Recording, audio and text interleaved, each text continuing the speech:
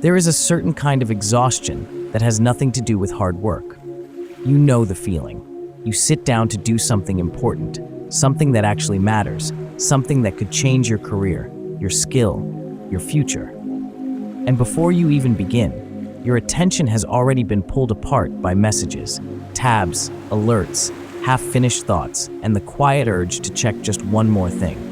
At the end of the day, you have been busy, but you have not really gone anywhere. That is the problem deep work attacks head-on. Not laziness, not lack of ambition. Something more dangerous, a life that feels active on the surface while quietly losing its ability to do anything truly meaningful. Because the hardest part of modern life is not getting access to information. It is keeping your mind long enough in one place to use it. This book is not trying to convince you to work more hours. It is trying to convince you to work in a different way. Cal Newport's point is simple but uncomfortable. The people who will do best in the future are not the ones who stay the busiest. They are the ones who can think deeply, learn hard things fast, and produce work that is genuinely excellent. That is why he opens the book with people like Carl Jung, who built a retreat in the woods not to escape his career, but to deepen it. Jung understood something most of us forget.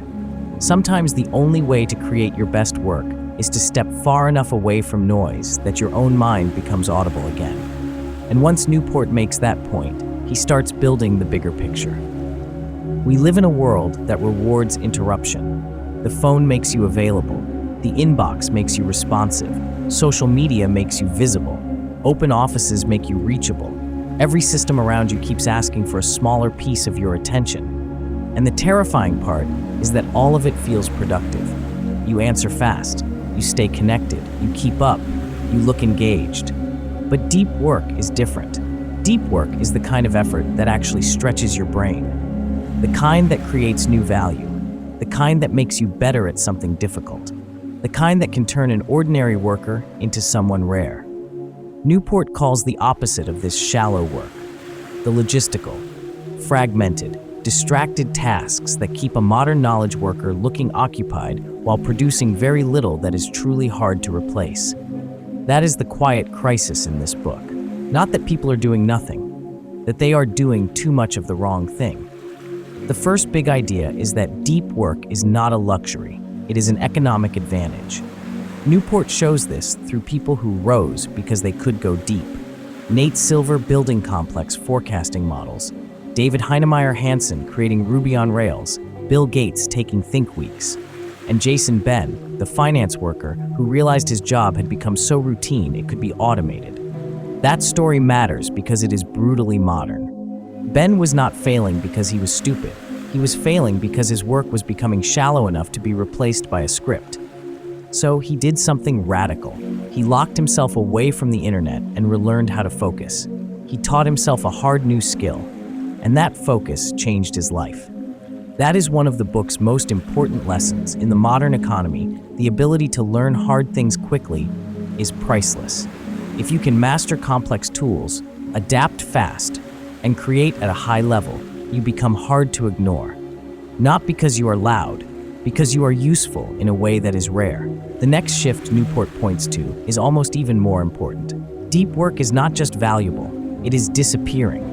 The modern workplace is full of systems that reward fragmentation, open offices, constant messaging, social media pressure, the strange cult of being always on, the idea that responsiveness somehow equals importance. But Newport keeps showing the same pattern. The busier the environment becomes, the more it starts to punish real concentration. And this is where attention residue matters. When you switch from one task to another, part of your mind stays behind with the first task. So even if you stop one thing, you do not fully leave it. A bit of your attention remains stuck, like a mental stain. That means every quick check, every rapid switch, every tiny interruption has a cost that lingers. This is why just checking for a second is not harmless. It is not just a second, it is a fracture. And if your day is made of fractures, you never stay whole long enough to do anything deep.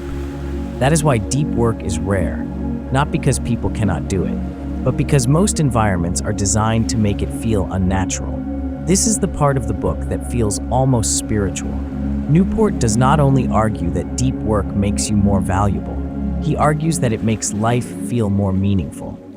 He brings in research on flow, showing that people often feel happiest when they are fully absorbed in a challenging task, not when they are passively relaxing, not when they are endlessly scrolling, but when they are stretched, focused, and losing themselves in something worthwhile.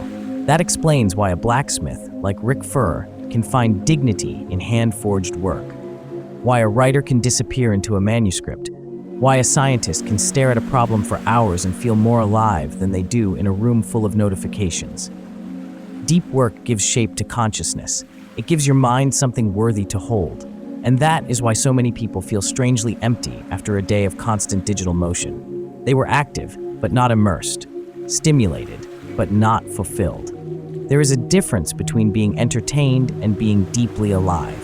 This book wants you to feel that difference. Once Newport proves the value of depth, he moves into the first rule: work deeply. And he does not mean try harder. He means build a system that makes depth easier. That is where his scheduling philosophies come in. The monastic philosophy belongs to people like Donald Knuth, who minimizes shallow obligations almost completely. The bimodal philosophy is for people like Carl Jung, who divide life into clearly separated deep and open stretches. The rhythmic philosophy is for people like the doctoral student Brian Chappell, who made deep work a daily ritual by starting at the same time every morning. He did not wait for perfect conditions. He made depth a habit. Then there is the journalistic philosophy, which Newport uses himself. Take deep work wherever you can find it, but plan your week with enough structure that focus does not depend on mood. This is one of the smartest parts of the book, because the real enemy of deep work is not only distraction, it is decision fatigue.